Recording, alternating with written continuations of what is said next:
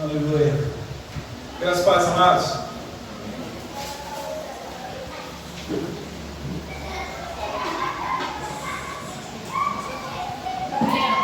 Abra sua Bíblia no livro de Apocalipse.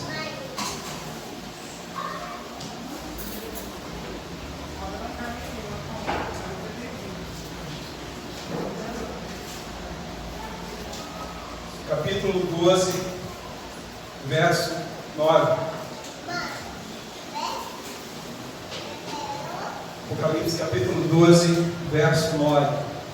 Aleluia.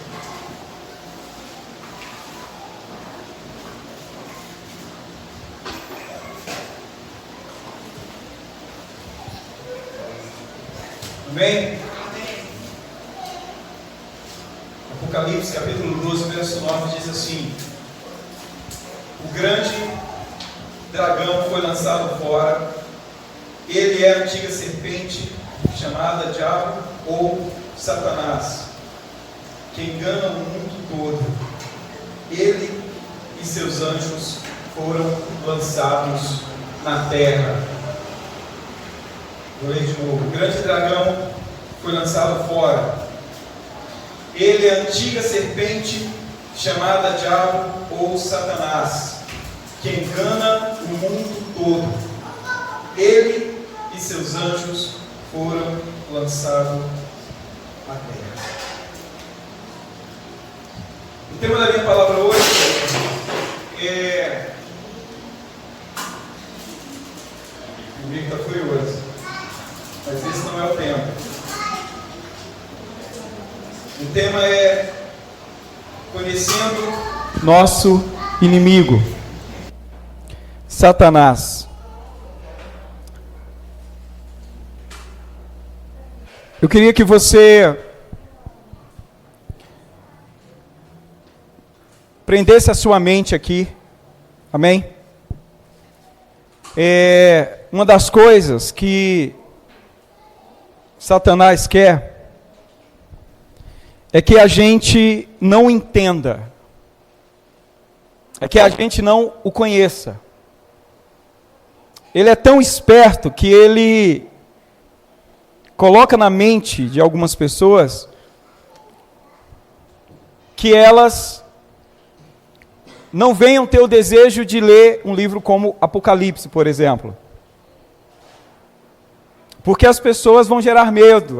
Tem gente que tem medo de ler Apocalipse. Se você se converte, claro que ele não vai ser o primeiro livro que você vai ler. Não faça isso. Sérgio?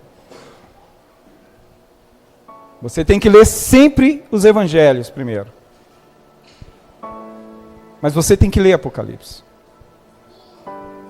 E ele gera essa ideia porque lá fala de tudo que vai acontecer com ele. Só que ele tem esse poder de nos influenciar, de nos seduzir. A gente falou sobre isso no domingo passado. Mas o que eu quero trazer à consciência de vocês hoje ontem a gente até teve o culto aqui dirigido pelos adolescentes sobre essa questão de exército de Deus e tal. Foi muito bom ontem. E nós estamos em guerra, querido. Uma guerra que ninguém está neutro dela. Uma guerra que não tem acordo de paz.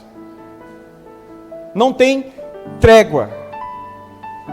Como eu falei no domingo passado, o nosso inimigo nem dorme, nem descansa. E aí, essa guerra ela é uma guerra mundial, ela é uma guerra supra-racial, supra-terrenal. Uma guerra onde existem dois exércitos, existem dois tipos ou duas categorias de pessoas. Existem aqueles que estão alistados no exército de Deus, que Deus os chamou para isso. E existem aqueles que estão no exército de Satanás. O cara às vezes nem sabe. Mas ele está lá. E nós estamos nessa guerra. E o nosso inimigo nessa guerra é Satanás. E eu vou falar algumas coisas essa noite que eu vou falar de forma resumida, porque eu não tenho tempo. Então, algumas coisas. E talvez até quebrar alguns conceitos. Mas depois, se você tiver alguma dúvida, me chame lá no grupo da igreja, sei lá, em algum lugar que a gente conversa. Mas hoje eu quero trazer algumas características desse nosso inimigo, para que você entenda quem ele é.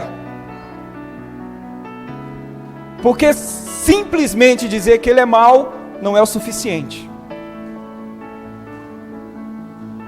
E nosso inimigo é Satanás.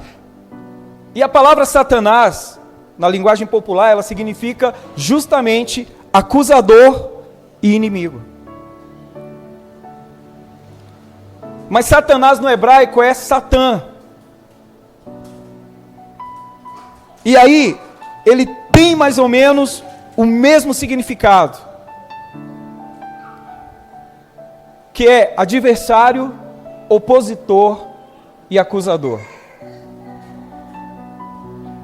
Esse nome, ele adquiriu a partir do momento que ele é expulso do céu. Ele foi um anjo, querido, ele é um anjo na realidade, criado por Deus. Um anjo que viveu na presença de Deus, que habitou na presença de Deus, querido. Um anjo que tem habilidades extraordinárias. Uma inteligência acima do comum. Ele não é um idiota. Agora, existe uma coisa a respeito dele que é falado, mas que a Bíblia não traz isso de uma forma muito clara. Na realidade, o Novo Testamento não traz nenhuma menção sobre isso. Que é sobre a sua habilidade musical. E aí, como isso, existem algumas lendas que são pregadas, que são apregoadas por aí sobre ele. Mas como eu disse, eu não tenho tempo para falar sobre isso. Mas ele é esse anjo. Um anjo que, cheio de orgulho, cheio de soberba e totalmente livre, em seu livre arbítrio, se rebelou contra Deus. Todos nós sabemos disso. E aí com ele, uma galera de anjos também entrou no esquema. E aí nós sabemos que esses caras foram expulsos do céu.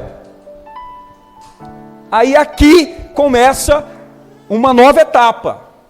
Ele vem para a terra, e aí na terra ele começa a trabalhar na vida do homem e na vida da mulher. Tanto que ele começa isso no Éden, gerando a queda dos nossos primeiros pais. Então a partir daquele momento ele começa a trabalhar como diabo. E a palavra diabo, ela vem do grego diabolos, que significa justamente isso, enganador. Aquele que gera ódio, aquele que incita a inveja, aquele que manipula, aquele que calunia, ou seja, o espírito da mentira. Então a primeira coisa que eu preciso entender, e eu quero que vocês entendam essa noite, é isso. Quando eu digo Satanás, eu estou me referindo ao adversário de Deus. Quando eu digo diabo, eu estou me referindo àquele que tem o poder de enganar e de mentir. Ou seja, eu me refiro a ele como adversário, como Satanás, e como diabo eu me refiro a ele na sua forma de trabalhar, na sua forma de agir. Amém? Ok? E uma questão que eu preciso que vocês entendam essa noite também, é que Satanás está amarrado. E quando eu digo amarrado, não é o que a gente vê aí nas igrejas Penter, né? Nossos irmãos quentes. Ah, tá amarrado, tá. Não é isso, querido. Na realidade, em uma expulsão, você não precisa nem falar isso. Ele está realmente preso. Satanás está preso, mas não é correntes. Ele não está lá no trono dele no inferno, acorrentado, em prisões, grades, não tem nada a ver com isso. Esse amarrar significa, esse estar amarrado significa justamente limite. Ele está limitado a agir, querido. E ele foi amarrado na primeira vinda de Jesus.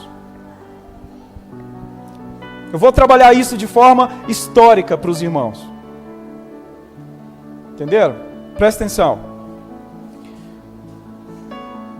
Quando Jesus, antes da encarnação de Cristo, querido, presta atenção nisso.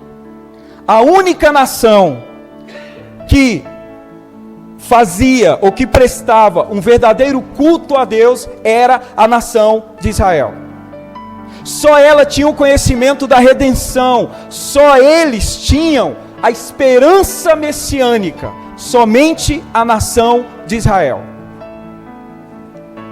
As outras nações daquela época, ou que antecederam o povo de Israel, o povo hebreu, até antes do povo de Israel, os babilônicos, os egípcios, os sírios, os filisteus, cananeus, essa galera, esses caras não tinham nenhuma noção de Deus. Eles estavam totalmente afundados em trevas, em idolatrias, em feitiçarias, ritos satânicos, imoralidades, ignorantes totalmente em Deus. Esse povo estava dessa forma, ou seja, o diabo, querido, agia da forma como ele queria. Ele seduzia essas pessoas, conduzindo elas a todo tipo de mal. Ou seja, ele reinava sobre elas. A gente estava até conversando esses dias lá em casa sobre a questão de salvação. E aí a gente falando dessa coisa de nova terra, e que nós vamos morar nessa nova terra. E aí se questionou, mas cara, vai caber todo mundo? Amados, se você começar a avaliar o processo da história, não tem tanta gente salva assim. Eu preguei aqui sobre a entrada de Israel em Jericó. E eu falei naquele dia que quando Israel chega naquela região, tinha 7 nações. Nenhuma delas conhecia ao Senhor. E sabe qual foi a ordem de Deus? Vocês sabem, destruam todas. Não deixe ninguém vivo. 7 nações condenadas. E o povo de Israel avançando. A gente às vezes não para pensar nessas coisas, querido. E aí essas nações estavam totalmente absorvidas pelo mal. O diabo tinha total acesso sobre elas. Aí tudo muda. Com a vinda de Cristo, Ele vem e estabelece o reino de Deus. Então Cristo amarra Satanás. Para quê, querido? Para que justamente o Evangelho pudesse ser pregado a todas as nações. E hoje acontece isso. Mesmo que o Evangelho seja perseguido, mesmo que o cristianismo seja perseguido, querido, ele existe, é ou não é?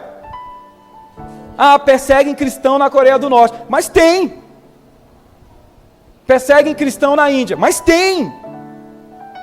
Pessoas estão sendo e vão continuar sendo alcançadas lá, por causa dessa atitude de Cristo, querido. E nesse sentido, está amarrado, quer dizer que ele foi totalmente vencido na cruz com a morte de Cristo e na sua ressurreição. Mas mesmo ele estando amarrado, isso não quer dizer que ele está totalmente inválido de agir. Mas ele não pode impedir o avançar da igreja. Isso ele não vai conseguir impedir enquanto não se cumprir os tempos, querido. E eu preciso entender isso. Ele está amarrado com uma imposição de ações. Entenderam isso? É por isso que quando os fariseus chegam para Jesus e falam, olha, ele expulsa demônio pelo espírito de Belzebu, ou seja, pelo próprio demônio. Aí Jesus conta uma parábolazinha para eles e diz, me explica, como é que pode alguém invadir a casa do valente sem antes ir lá e prender e amarrar o valente? Não dá. Não dá. Então a primeira coisa que eu preciso que vocês entendam é isso. O diabo não está solto por aí, feito um leão, sabe, maluco. Não, querido. Ele tem um limite de ação. A outra característica desse nosso inimigo é que ele não é onipresente. E eu sei que a maioria de vocês sabem, se não todos, que onipresente significa que ele não consegue estar em todos os lugares ao mesmo tempo. Amados, ele é uma criatura como nós. Uma criatura como nós. Cheio de limitações, mas também cheio de habilidades. E no caso específico dele, ele tem algumas habilidades, querido, que a gente considera até inexistentes. A limitação da nossa mente, às vezes, não nos permite crer que elas existem. Mas ele tem, querido. Ele habita em uma plenitude de capacidade de poder olhar e enxergar de uma forma que nós não entendemos. Ele tem, preste atenção, ele tem a capacidade de acumular conhecimento como nenhum homem consegue reter ou deter. Ele funciona dessa forma, querido. Um conhecimento em níveis de cosmo. Além de coisas que nós podemos sentir ou ver. Esse é o nosso inimigo. É dele que a gente está falando. Agora, tem um detalhe. Ele não sabe de tudo. Ele não conhece tudo, até mesmo porque ele não tem onisciência na sua formação. Existem mistérios que ele não vai conhecer e que nunca vão chegar ao ouvido dele. Assim como também funciona para nós, querido. Aí você pode perguntar, mas pastor, como é que ele consegue? Como é que ele consegue agir no mundo inteiro? Com uma aparência de que tudo está acontecendo ao mesmo tempo. Vocês sabem. Ele tem um exército numeroso, querido.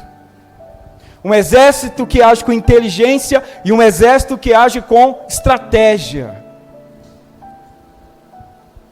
São esses que trabalham para ele, querido. Um exército que não pode ser vencido pelas nossas armas naturais. Obediente. Servos. E que milita contra o povo de Deus.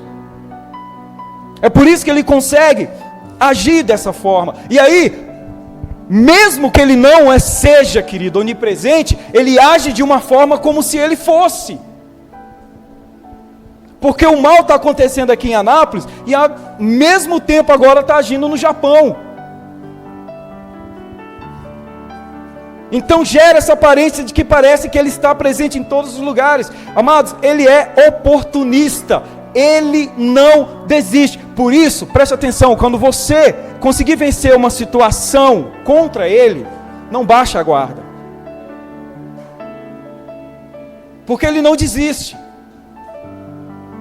Ele vai te tentando de várias formas. Dessa forma que não deu, eu vou dar um tempinho e vou voltar com outra estratégia. Ele age assim. Os seus soldados agem assim. Mas graças a Deus, querido, que ele não é onipresente. Outra coisa também, a falta de conhecimento é um negócio complicado. Algumas pessoas relatando possessão dele. Isso não ocorre. É por isso que eu preciso compreender, querido. Uma outra característica é que ele e todos os seus principados, querido, se espantam com a imprevisibilidade do homem. Vou explicar. Satanás se espanta com a nossa capacidade de tirar força das nossas fraquezas. Ele se frustrou, querido, com Jó. Ele achou que tinha dado um tiro certeiro em Jó. Mas aí ele teve que ouvir Jó dizer a seguinte frase, está lá em Jó 42. Inclusive é um versículo que eu amo demais. Ele teve que olhar e ver Jó dizendo para Deus, Deus, é o seguinte, olha, depois de todas essas dores, depois de toda essa desgraça, Senhor, eu preciso confessar uma coisa para o Senhor. Eu só te conhecia de ouvir falar. Mas agora, depois de tudo isso, eu te conheço de forma real. Agora eu sei a quem eu adoro. Agora eu sei a quem eu sirvo, querido. Ele se espanta, querido, com atitudes de homens e mulheres que abrem mão das coisas do mundo. Pessoas que perdem o mundo, mas que não perdem a sua alma. Ele se espanta com isso, querido. Ele não entende como é que pessoas fracassadas, desprezadas, pessoas sem recursos nenhum, querido, vão à luta, dispostos a sofrer, dispostos a morrer, por amor a um propósito de outro. Ele não consegue compreender isso, querido. Isso espanta na realidade ele, amados. Pessoas se oferecendo para a morte. Amados, que anjo se ofereceu para a morte? Nenhum. E isso espanta ele, amados. Todas as vezes, preste atenção, todas as vezes que o homem reproduz o ato de Deus, todas as vezes que o homem reproduz o ato do Cordeiro, o ato de entregar a sua própria vida por outras vidas, por vidas que não valem a pena, por vidas que não merecem, todas as vezes que o homem reproduz isso, querido, os principados e as potestades estremecem, porque isso choca a realidade que eles conhecem. Isso é loucura na cabeça deles. Sabe por quê? A realidade que eles conhecem do homem, querido, é que o homem é aquele que só pensa em si. O homem é egoísta. O homem é soberbo, é desejoso de poder, acumulador de riquezas, amantes das coisas carnais. O homem é aquele que mente para se dar bem, mente para parecer bonzinho, querido.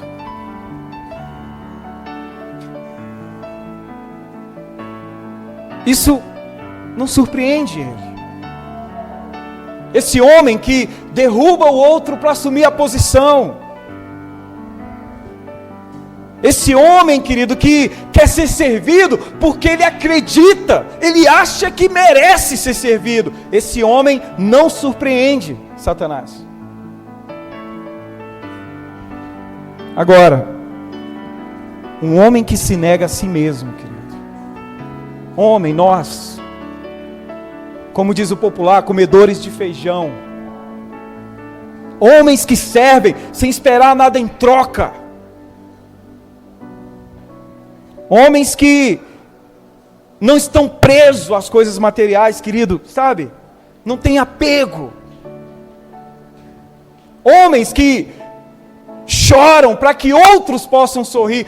Homens que morrem para que outros possam viver. Querido, esses homens são ameaças para Satanás e seus demônios, amados. Porque esse homem se torna totalmente imprevisível. Ele não sabe, o diabo não sabe o que esse homem vai fazer, que tipo de atitude um homem assim é capaz de tomar. Por mais que ele deseje, por mais que ele queira fazer a sua vontade, ele consegue romper no final e se render àquilo que Deus quer. Esse homem assusta o demônio, querido. Até mesmo porque ele sabe que Deus não fica nos forçando, Deus não fica nos obrigando, Deus não fica nos manipulando, querido. Como ele faz? Ele sabe por que ele consegue nos derrubar. Ele nos seduz, querido. Sentimentos. O cara não tem nada e é orgulhoso, cheio de si. Aí pessoas que têm coisas que talvez nós nunca teremos e parece que não tem nada. Pessoas porque detêm um certo conhecimento já quer humilhar todo mundo. Quer ser tratado melhor. Homens medíocres. É esses homens que ele domina. Fáceis. Ele sabe, amados, preste atenção. O diabo sabe o que oferecer para você. Ele sabe onde te pegar. Ele sabe onde me derrubar. Talvez você realmente não tenha apego a nada material, nada dessas coisas, mas de repente um sentimento. Ó, consegui. Sabia. Uma coçadinha no ego. E aí, pum, queda. É isso que nós temos, é por isso que é uma guerra que não para, querido. Amém? Vocês estão entendendo? A última característica que eu quero colocar hoje, eu poderia falar várias, mas como eu falei, eu não tenho tempo. Preste atenção. É que Satanás é louco. Louco como nós somos, querido. Preste atenção. Responda para você. Você acha que o diabo não sabia que Deus era soberano? Você acha que o diabo não tinha a noção exata de que Deus era todo poderoso e grandioso? E aí, querido, eu preparando isso aqui, eu fiquei pensando justamente isso. Meu Deus, qual foi o momento? Onde foi? Como é que foi o momento que ele olhou para Deus e acreditou que ele poderia se levantar contra Deus e derrubá-lo do trono? Que momento foi esse? Quando é que isso aconteceu? Quando é que os olhos deles olharam e disseram, não, eu posso derrubar? Quando, querido? Amados, essa loucura de Satanás foi a primeira loucura metafísica, transuniversal da história. É inexplicável. Porque não foi simplesmente um ato de se medir em relação a Deus, mas foi uma loucura que nasceu no íntimo dele, querido, e fez ele acreditar que ele era capaz de se levantar e vencer Deus. Foi exatamente isso que ele pensou, amados. Assim como nós somos. Assim como nós somos, querido.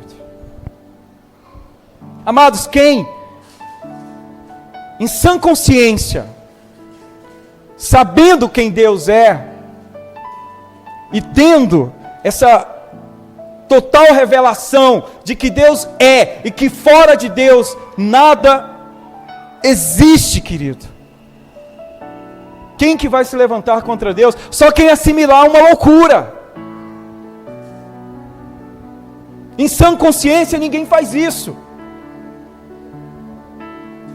Mas como eu disse anteriormente, nós somos assim. Isso acontece conosco.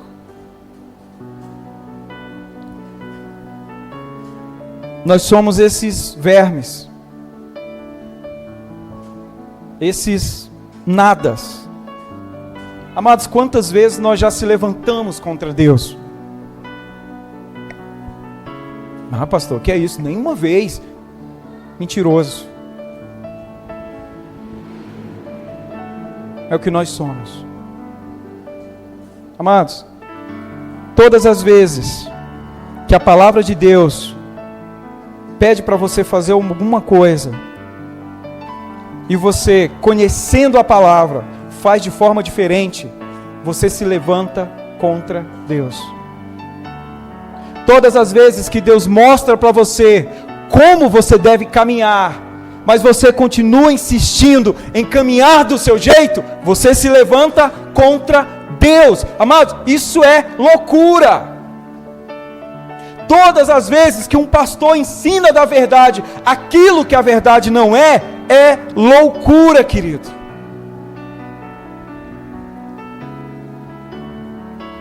Todas as vezes que líderes, usurpam a alma humana como Satanás faz, é loucura. Todas as vezes que a verdade é distorcida, ou baseada em grandes templos, em contas bancárias altíssimas, em acúmulos, queridos, de riquezas.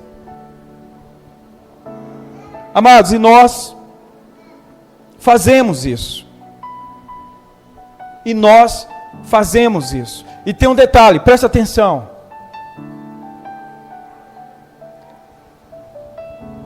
A nossa loucura, escute isso.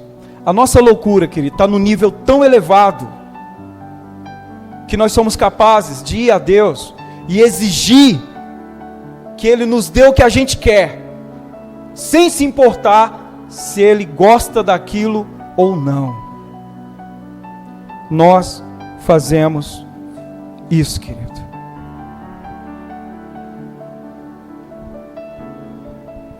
Satanás sabe quem Deus é. Ele sabe.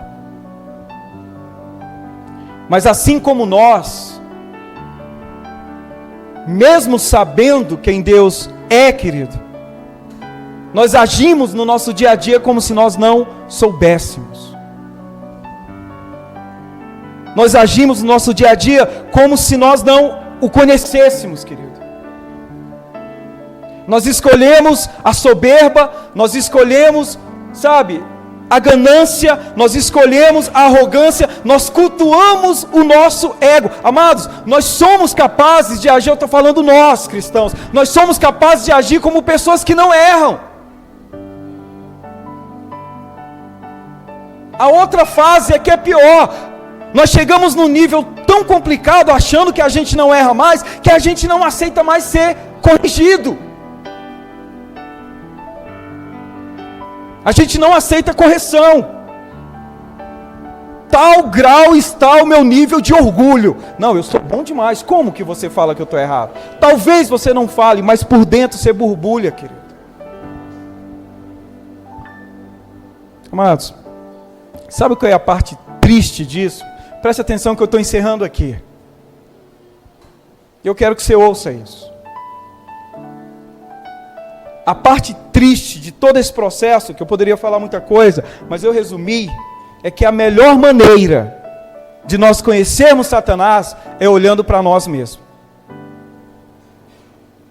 A melhor maneira de nós elaborarmos Satanás na nossa vida é olhando para nós. É você olhando para você, querido. Ambos loucos. E ambos se levantam rotineiramente contra Deus. A gente faz isso todo dia. E aí, querido, olhando por essa ótica, eu vou ser sincero para os irmãos, fica mais difícil e mais absurdo entender o amor de Deus por nós. Mas fica claro que nós não merecemos. A parte ruim é essa. Porque talvez você está achando que é casa de Deus, mas na realidade você só reproduz Satanás. É por isso que ele se assusta com o ser humano, querido. Porque nós somos imprevisíveis. Ele olha para mim e fala assim, olha lá, o cara ouve a verdade, cara, Deus está falando, Deus fala e fala, o cara chega no outro dia como se nada tivesse acontecido. Ontem, na pregação do Gabriel, ele falou uma coisa, inclusive até comentei ontem, que me marcou muito. Ele pregou sobre Mateus 7, o homem que edifica a casa sobre a rocha e o homem que edifica a sua casa sobre a areia. E ele falou um negócio, falou assim, irmãos, tanto o homem que edificou a sua casa sobre a rocha e o homem que edificou a sua casa sobre a areia estavam sentados no mesmo lugar, ouvindo Jesus dar o conselho. É por isso que o que faz a diferença é a prática.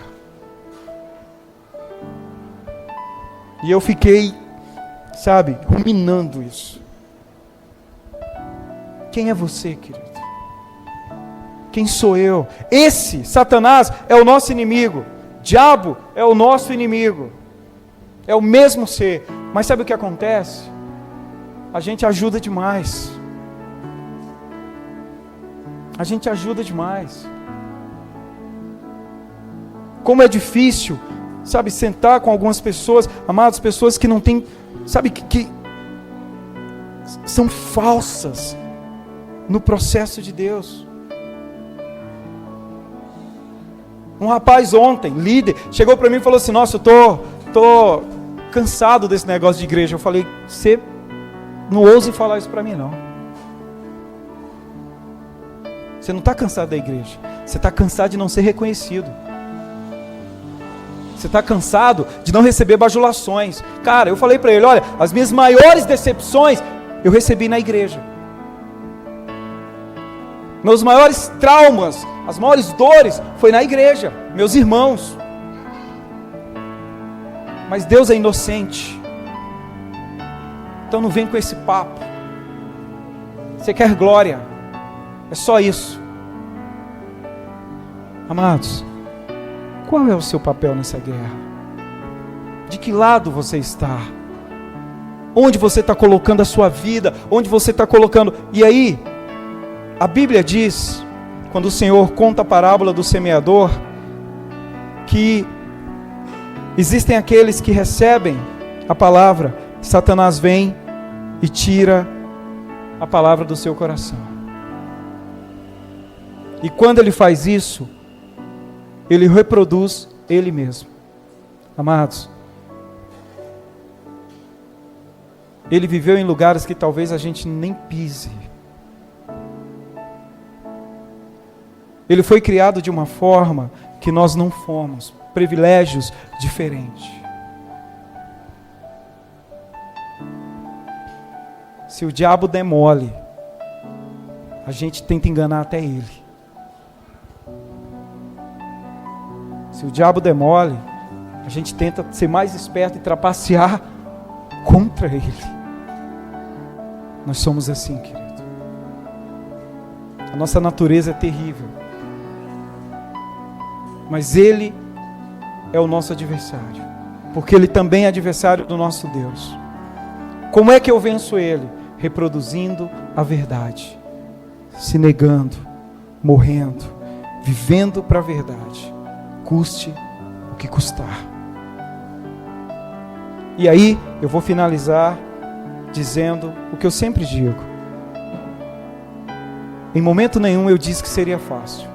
Em momento nenhum eu disse que é fácil. Mas, amados, não tem outro caminho. Para onde nós iremos? Para onde você vai? Cheio de orgulho, correndo risco com tudo isso que te cerca. Para onde você quer ir? Nós não somos nada. Não vamos levar nada. Nem sentimentos, nem bens, sabe? Você está preocupado com quem vai chorar no seu velório? Relaxa, você não vai nem ver.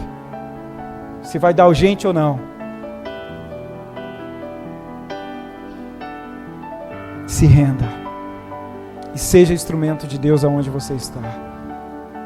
Para que verdadeiramente o inimigo esteja debaixo dos nossos pés. Amém? Feche seus olhos.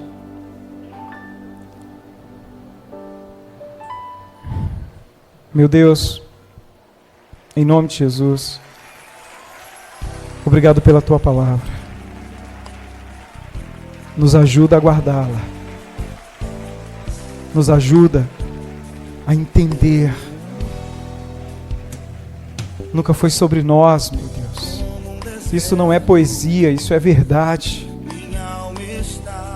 Mas que nós possamos refletir o Senhor. Aniquilar, lutar, ó Deus, contra esse mal que está sobre nós. Que nos cerca, que nos rodeia, que nos seduz, Pai. Obrigado pela Tua misericórdia. Obrigado por esse amor.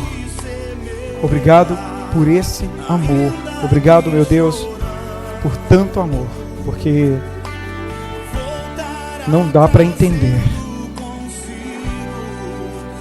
como é que um Deus tão bom, tão maravilhoso, ama pessoas como nós. Obrigado, Senhor. É o que eu tenho para te dizer essa noite. Em nome de Jesus. Amém. Amém, querido. Deus abençoe.